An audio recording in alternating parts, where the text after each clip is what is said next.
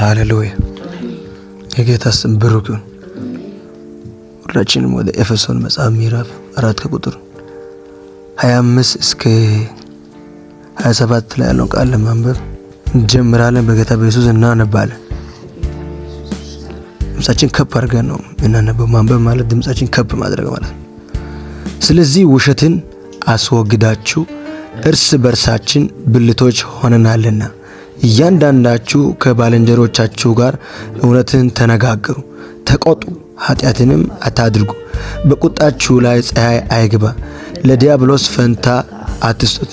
እንደግማለሁንም ስለዚህ ውሸትን አስወግዳችሁ እርስ በርሳችን ብልቶች ሆነናልና እያንዳንዳችሁ ከባልንጀሮቻችሁ ጋር እውነትን ተነጋገሩ፣ ተቆጡ፣ ኃጢአትንም አታድርጉ። በቁጣችሁ ላይ ፀሐይ አይግባ፣ ለዲያብሎስም ፈንታ አትስጡት።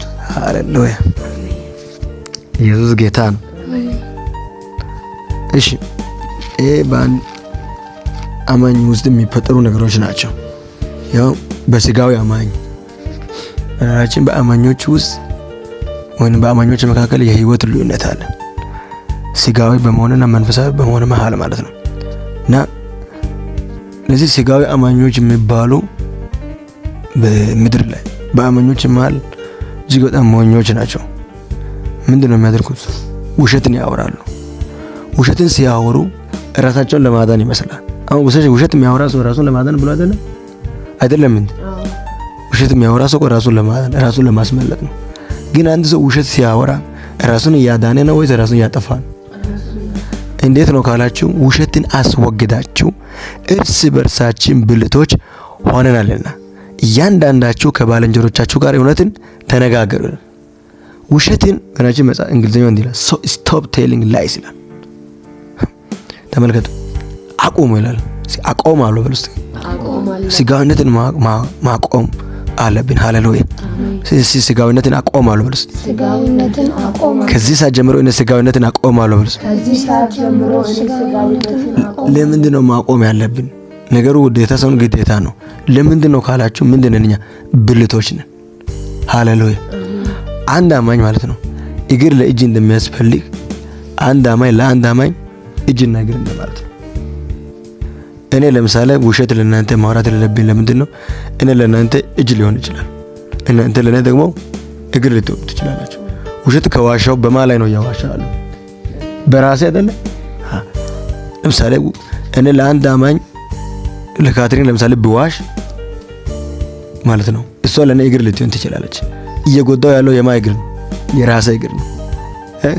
ይሄ ሞኝነት ነው ብሎ እስኪ በናችን መንፈሳዊነት ፎርሙላ ነው። ሃሌሉያ። እና የሚዋሽ ሰው ማንን ነው የሚጎዳው? ራሱ ነው። እና ስጋዊነት እጅግ በጣም ሞኝነት ነው።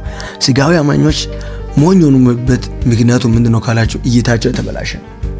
መንፈሳዊ ነገርን በስጋዊ እይታ ነው የሚያዩት። ያ ብቻ አይደለም፣ ሲኖሩት እየኖሩ ማለት ነው ያሉበት አረዳዳቸው ልክ ዓለማዊ ነው፣ መንፈሳዊ አይደለም። የታደሰ አእምሮ የላቸው። እስቲ ለስጋዊ አማኝ የታደሰ አእምሮ የለም ብሩስ።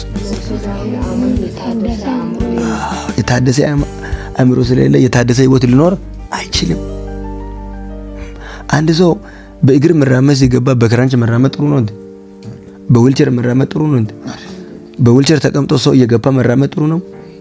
ማይገባ ክርስትና፣ ማይገባ መንፈሳዊነት፣ ማይፈጥን ማይጠረምዝ መንፈሳዊነት በምንድን ነው ያለው ካላችሁ ብልቶቻችን ባለማክበር ውስጥ ነው ያለው። እስቲ ብልቶቻችንን አከብራለሁ በሉ። ብልቶቻችንን እናከብራለን በሉ። ምን ያላችሁ ነው? ብልቶቻችንን እናከብራለን ስትሉ ማለት ነው በአጠገባችሁ ያላችሁ ሰዎችን እናከብራለን ያላችሁ ነው። መጽሐፍ ሲናገር ባልንጀራን ልክ እንደራሴ ውደድ ይላል። ለምንድን ነው ራስ ልክ እንደራሴ መውደድ ያለብን? ባልንጀራ ማን? የኔ ነው። የኔ ነው በሉ። አዎ የኔ ነው። የማን ነው? ካትሪን የማን? እኔ የማን? ምንቱ የማን? እኔስ የምንቱ። ሃሌሉያ። እግዚአብሔር ሁሉ ነገር በፍቅር ዘግቷል። በቃ የኛ ህይወት ያለው በየት ነው? በፍቅር ውስጥ። ፍቅር ሌላውን ይጎዳል? ይጎዳል እንዴ? አይጎዳም። ፍቅር ሌላውን ካልጎዳ ማን ነው የሚጠቅመው? ራሱ ነው የሚጠቅመው። ሃሌሉያ። ቀጥሎ ምንድነው የሚለው?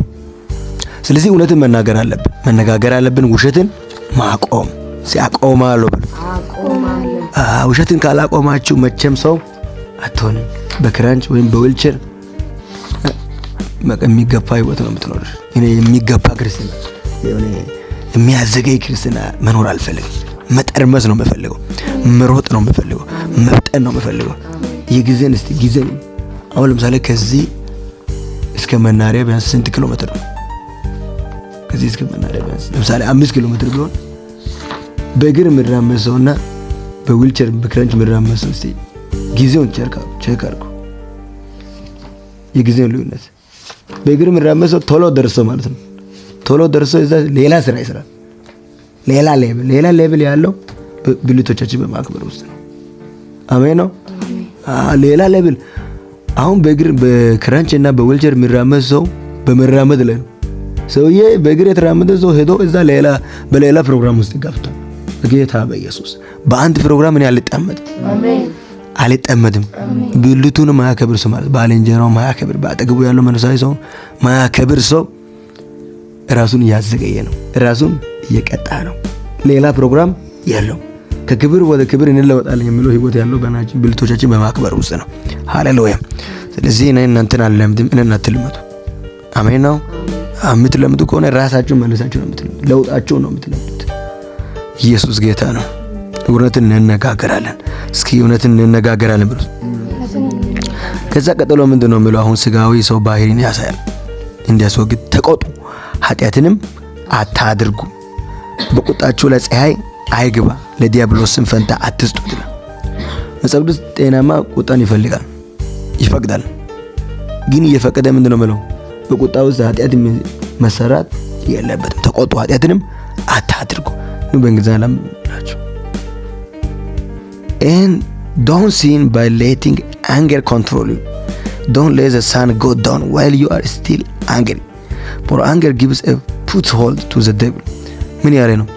ተቆጡ ግን ኃጢአትን አታድርጉ የሚለው don't sin by letting anger control you. ቁጣ እናንተን አይቆጣጠርባችሁም። አሁን ተቆጡ ግን ኃጢአትን አታድርጉ የሚለው ቁጣ ምን አይነት ቁጣ ነው ካላችሁ፣ በቁጣ ምን ይቆጣጠር? ጤናማ ቁጣ ሊሆን ይችላል ማለት ነው። ቁጣ ይፈቅዳል ጤናማ ከሆነ። የኃጢአት ቁጣ አይፈቅድም። ምን አይነት ፎርሙላ እንደሆነ አላውቅም።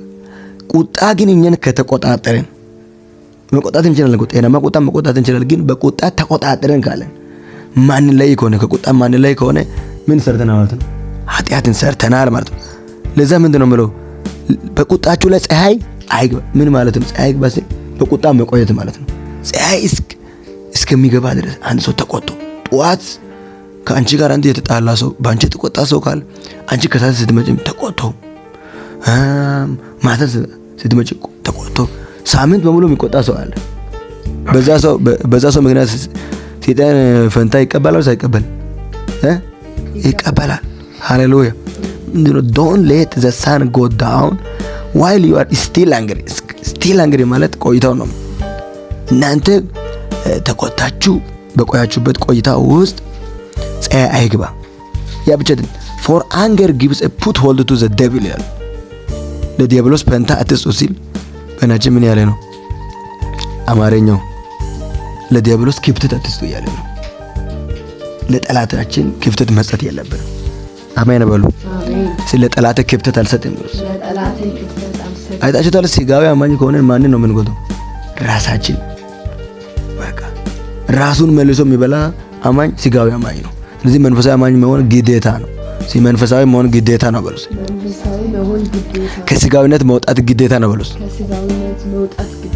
ዲያብሎስ እንዴት ያገኛል? ትክክል ነው ብለሽ አንቺ የተቆጣሽው ነገር መልሶ አንቺን ይበላሻል።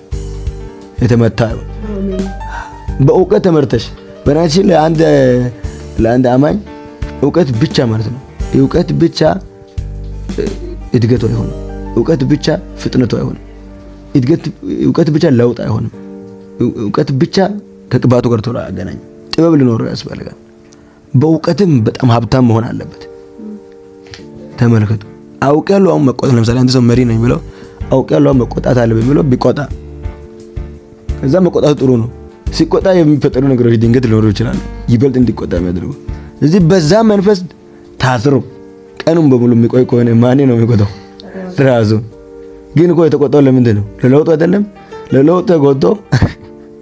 ለለውጥ ተቆጥቶ ማለት ነው አለመለወጥን ያጭዳል።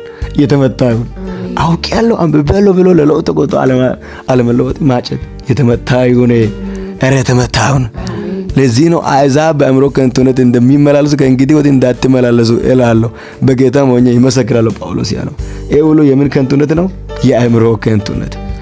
የአእምሮ ሀብት ሳይኖረን በዚህች ምድር ህይወት ልንኖር አንችልም። የአእምሮ ሀብት ሳይኖረን በዚህች ምድር ሰይጣንን ድል ነስተን መኖር አንችልም። እግዚአብሔር ኢየሱስ ክርስቶስ ለኛ ስልጣን ተሰጥቶናል። ምን ብሎ? እባብንና ጊንጡን ትረግጡ ዘንድ በጠላት ኃይል ሁሉ ላይ ስልጣንን ሰጥቻለሁ። ስልጣን ተሰጥቶልናል። ይሄንን ስልጣን መጠቀም የምንችለው በምንድን ነው? በአእምሮ ሀብት። በአእምሮ ሀብት ብሉስ፣ በአእምሮ ሀብት ብሉስ። የአእምሮ ድህነት ማለት ነው ጠላትኛ የምንመታበት የምንጠመድበት ወጥመድ ነው። ለዚህ አእምሮአችን እናንከባክባለን፣ በእውቀት እናንከባክባለን። ሃሌሉያ። እዚህ ለጠላት ፈንታ አትስጡት የሚለው እንግሊዝኛ ምንድነው የሚለው? for anger gives a foothold to the devil። ለሰይጣን ወይ ለዲያብሎስ ጥሩ መሰረት ያስይዛል። ፉትሆልድ ማለት ጥሩ መሰረት መያዝ ማለት ነው።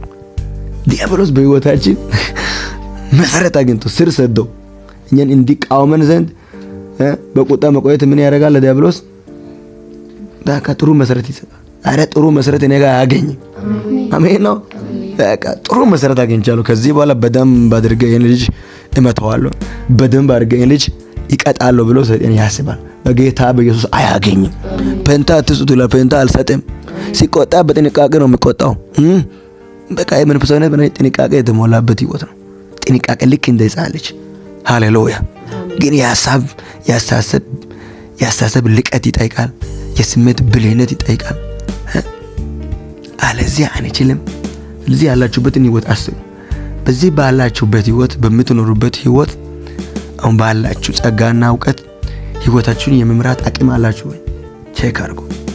ያ ብቻ አይደለም፣ ሌላውን የመምራት አቅም አላችሁ ወይ?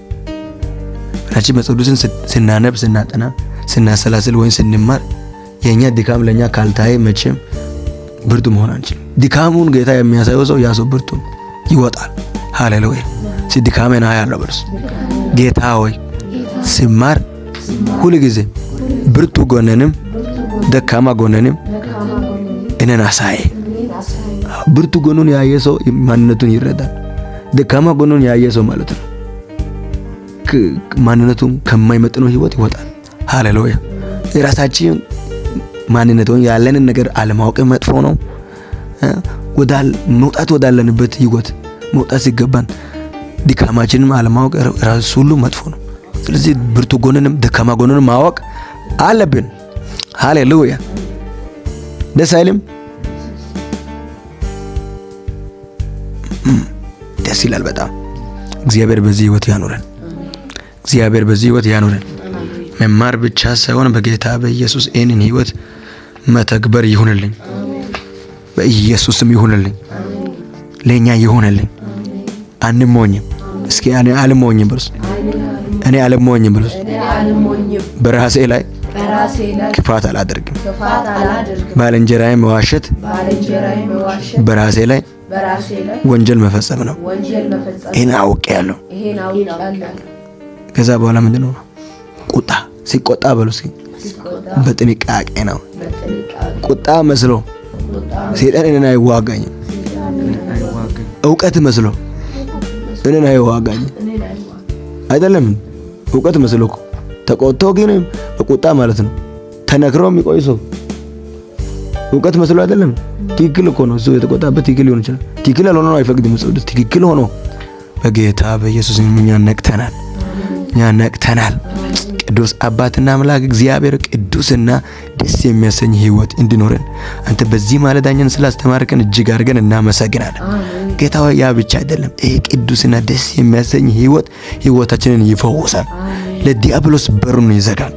ዲያብሎስ እኛን እንዳያገኘን ህይወታችን ለሱ ያጨልመዋል። በኢየሱስም ያጨልመዋል። እኛን ፈጽሞ እንዳያገኝ ያደርገዋል። ከዚህ በኋላ መምራት ያለብንን ህይወት ተረተናል። በጥንቃቄ ህይወትን እንመራለን። በእውቀት ህይወትን እንመራለን። በመረዳት ህይወትን እንመራለን። አቤቱ አባትና አምላክ እግዚአብሔር በዚህ ህይወት ባርከን። በዚህ ህይወት ባርከን። በዚህ ህይወት በተግባር ባርከን። ዲያብሎስ ቃልን ስለተማረን በኢየሱስ አፍሯል። በጌታ በኢየሱስ አፍሯል። ይሄ ቃል ስለተገለጠልን አፍሯል።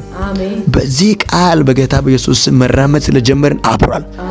በእኛ አካባቢ ስራው በጌታ በኢየሱስ ከሽፏል። በእኛ አካባቢ ወጥመዱ አይሰራም። ወጥመዱ በእግዚአብሔር ቃል መገለጥ ተሰብሯል። ወጥመዱ ተሰብሯል። እኛም አመልጠናል። ማደሪያ ለዘላለም ብሩክ ይሁን። ማደሪያ ለዘላለም ብሩክ ይሁን። ሃሌሉያ። በነገራችን ማለት ነው ዲያብሎስ ማይሰራበት ሰው ማን ነው ካላችሁ መንፈሳዊ ሰው። መንፈሳዊ ሰው የበሰለው ሰው ዲያብሎስ የመምታት አቅም ያለው ይሄንን ቃል ምንማር ቃልን ምናነብ ምናጠና ምናሰላስል ከሆነ ከዲያብሎስ መንግስት እየራቅን ነው አለ ነው። ከእጁ እየራቅን ነው። ከወጥመዱ እየራቅን ነው። ዲያብሎስ በህይወታችሁ አቅም እንዲያጣ አትፈልጉም? የምትፈልጉ ከሆነ እግዚአብሔርን ቃል በደንብ መብላት አለባችሁ። ማንም ይሁን ማንም ጤናማ የሆነ መገለጥ ያለበትን ትምህርት ካስተማሪ በትህትና መስማት፣ በራሳችን ማጥናት፣ ማንበብ፣ ማሰላሰል አለ። ሃሌሉያ።